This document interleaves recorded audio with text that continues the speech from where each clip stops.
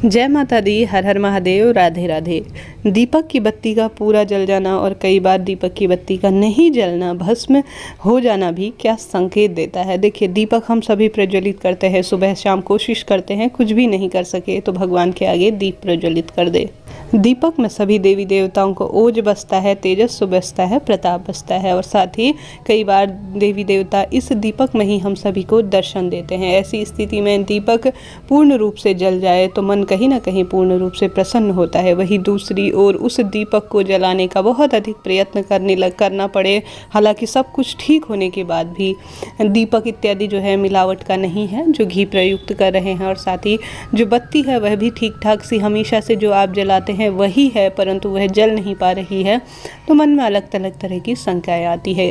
अलग अलग दृष्टिकोण है भगवान को मानने न मानने, उनकी भक्ति को समझने का सभी का अपना अपना दृष्टिकोण है। जहाँ एक और व्यक्ति पत्थर में भी भगवान को खोज लेता है, कान्हा खोज लेता है, स्वयंभू खोज लेते हैं, और साथ ही श्री राम की प्रतिरूप मिट्टी में भी खोज लेते हैं। मिट्टी की ही तो यह प्रतिमा बनाई जाती है। तो वहीं दूसरी ओर कई व्यक्ति होते हैं जिन्हें साक्षात प्रभु दर्शन दे तो वह जो है उन्हें तब भी नहीं समझ पाते। कई व्यक्ति जो है इसका वैज्ञानिक दृष्टिकोण निकालते हैं, इसका ज्योतिष दृष्टिकोण निकालते हैं, कई व्यक्ति इसका आध्यात्मिक दृष्टिकोण निकालते हैं।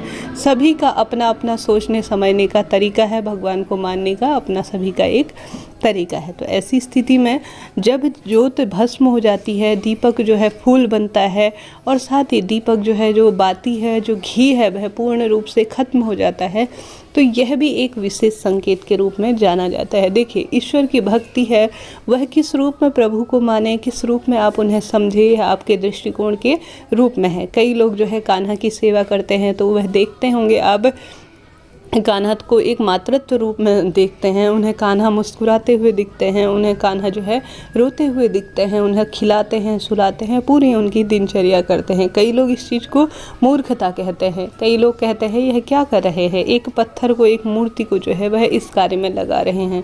तो कहीं ना कहीं दीपक की बत्ती अगर बुझ रही है तो यह कहीं ना कहीं कोई ना कोई नकारात्मक ऊर्जाएं अधिक विद्यमान है आसपास, इस कारण से यह होना माना जाता है। वहीं दूसरी ओर अगर दीपक की बत्ती में जो घी है, जो दीपक है, पूर्ण रूप से भस्म हो जा रही है, पूर्ण रूप से जो अग्नि है वह ज्योत अच्छी तरह से जल रही है, और उसकी जो बाती है, जो लौ है, वह भी पूर्ण रूप से भस्म हो रही है, पूरी तरह से घी भी समाप्त हो रहा है, तो यह बहुत अच्छा संकेत है कि भगवान जो है सकारात्मक ऊर्जाएं आपके घर पर ज़्यादा विद्यमान है, प्रभु की एक पॉजिटिव एनर्जी आपके घर पर विद्यमान है, अर्थात आप जो एक सकारात्मक संकेत के रूप में इसे देखा जाता है, समझा जाता है कि भगवान आपकी जो पूजा में घी, दीपक इत्यादि को ग्रहण कर रहे हैं, अर्थात आपके द्वारा जो दीपक प्रज्वलित किया गया है उसे भगवान स्वीकार कर रहे हैं। बहुत अच्छा संकेत होता है, इसे शुभता के रूप में देखा जाता है। और साथ ही जब भी हम दीपक प्रज्वलित करते हैं तो यही सोचते हैं कि क्यों ना प्रभु जो है हमारे मंदिर में आए, हमें दर्शन दे और हमारी पूजा को स्वीकार करे। तो सबसे पहले किसी भी पूजा पाठ में दीपक प्रज्वलित किया जाता है, तो ऐसे में यही इसका मानना होता है कि हमारे प्रभु जो है हमारी पूजा पाठ इत्यादि को स्वीकार कर रहे हैं, अपना रहे हैं, कहीं ना कहीं इस पूजा को मान रहे हैं। वहीं दूसरी ओर जब दीपक पूर्ण रूप से अच्छी तरह से नहीं जल पाता, या उसकी बाती आधी अधूरी रह जाती है, या मंदिर में जब दीपक लगा रहे हैं उसका घी पूर्ण रूप से खत्म नहीं हो रहा है, बहुत अधिक जो है बाती जो है पूरी तरह से चांचा की आवाज़ कर रही है। आपने कई बार देखा होगा, कई घरों में अलग अलग तरह की आवाज़ें निकलती हैं उस दीपक में से, या कई लोगों की मंद सी होती है, या कई लोग की जो लौ होती है वह बहुत ऊंची उठती है। यह सही नहीं माना जाता, इसे आग के रूप में देखा जाता है, ज्योत के रूप में नहीं देखा जाता। तो ऐसी स्थिति में यह नकारात्मक ऊर्जाएं ज़्यादा सक्रिय होने के संकेत होते हैं। वहीं दूसरी ओर दीपक एक मध्यम लौ में जल रही है, बहुत अच्छी तरह से जल रही है, नीले उसमें बन रही है उसमें लौ, और साथ ही बहुत अच्छा उसका सुगंध सा प्रभाव है, और बहुत अच्छी उसमें आकृतियाँ बन रही हैं। हो सकता है भगवान के किसी भी स्वरूप, माता रानी के नेत्र बन रहे हो, फूल बन रहा हो, और साथ ही कमल की सी आकृति बन रही हो, और वह बनते बनते पूरी तरह से भस्म हो रही हो, उसमें जो ज्योत में आपने घी डाल रखा है वह भी पूर्ण रूप से खत्म हो रहा हो, तो कहीं ना कहीं भगवान इस पूजा को स्वीकार कर रहे हैं और साथ ही इस पूजा को ग्रहण कर रहे हैं, जिसके कारण यह होता है।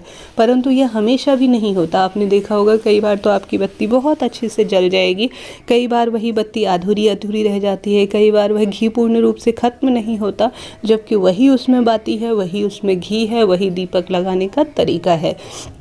तो कैसे ऐसे में कहीं ना कहीं कुछ ना कुछ अशुद्धता का भी इसमें हो जाता है। तो ऐसी स्थिति में इसका सीधा सा अर्थ है कि अगर पूर्ण रूप से जो भस्म हो रही है, पूर्ण रूप से जल रही है, घी खत्म हो रहा है, तो बहुत अच्छी बात है, आप पूर्ण रूप से भक्ति भाव से प्रभु के कार्यों को कर रहे हैं। इस तरह से यह जानकारी थी आज की। वीडियो कैसी लगी बताइएगा ज़रूर।